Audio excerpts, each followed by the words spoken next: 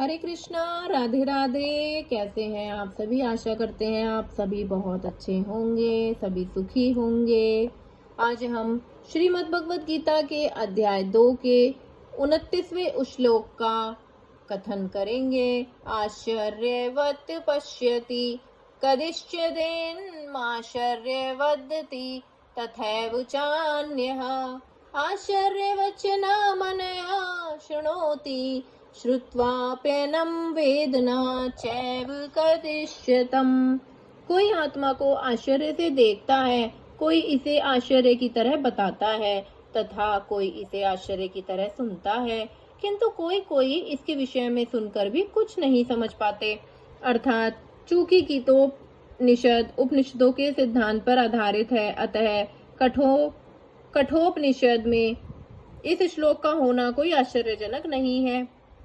श्रवण्यापि बहुभिर्यो न लभ्य शृण्वतोऽपि बहवोऽयं न विद्युः आश्चर्यो वक्ता कुशलोऽस्य लभता आश्चर्योऽस्य ज्ञाता कुशलानुशिष्टः। विशाल पशु, विशाल वट वृक्ष तथा 1 इंच स्थान में लाखों करोड़ों की संख्या में उपस्थित सूक्ष्म कीटाणुओं के भीतर अणु आत्मा की उपस्थिति निश्चित रूप से आश्चर्यजनक है। अल्पज्ञ तथा दुराचारी व्यक्ति अणु आत्मा के स्फुलिंग के चमत्कारों को नहीं समझ पाता, भले ही उसे बड़े से बड़ा ज्ञानी जिसने विश्व के प्रथम प्राणी ब्रह्मा को भी शिक्षा दी हो क्यों ना।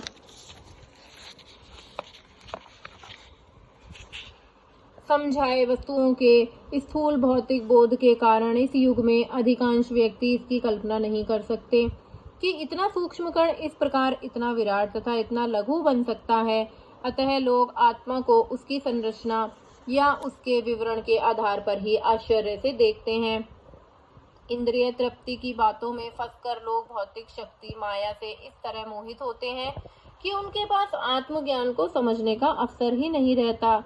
यद्यपि यह तथ्य है कि आत्मज्ञान के बिना सारे कार्यों का दुष्परिणाम जीवन संघर्ष में पराजय के रूप में होता है, संभवतः उन्हें इसका कोई अनुमान नहीं होता कि मनुष्य को आत्मा के विषय में चिंतन करना चाहिए और दुखों का हल खोज निकालना चाहिए। ऐसे थोड़े से लोग जो आत्मा के विषय में सुनने के इच्छुक हैं, अच्छी संगति पाकर भाषण सुनते हैं, किंतु कभी कभी अज्ञानवश वे परमात्मा तथा अणु आत्मा को एक समझ बैठते हैं।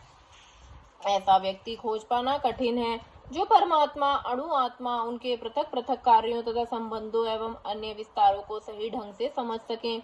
इससे अधिक कठिन है ऐसा व्यक्ति खोज पाना जिसने आत्मा के ज्ञान से पूरा लाभ उठाया हो और जो सभी पक्षों से आत्मा की स्थिति का सही निर्धारण कर सके। किंतु यदि कोई किसी तरह से आत्मा के इस विषय को समझ लेता है तो उसका जीवन सफल हो जाता है।